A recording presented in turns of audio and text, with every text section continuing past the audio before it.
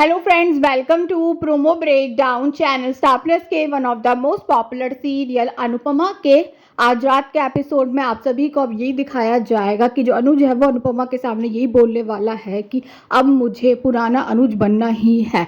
और अब जो अनुज है वो तो निकल जाता है ऑफिस जाने के लिए।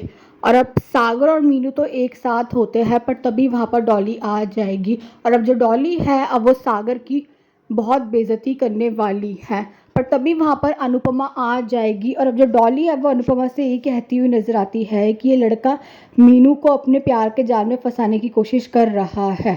डॉली तो अनुपमा से ये भी कहती हुई नजर आती है कि मेरी बेटी से दूर रहो।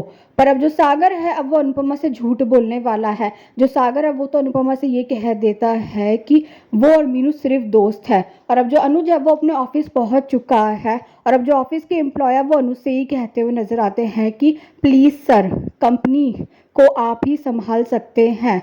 आपने सर इतनी मेहनत करके इतनी बड़ी कंपनी बनाई, लेकिन अंकुश सर और बरखा भाभी ने सब बर्बाद कर दिया।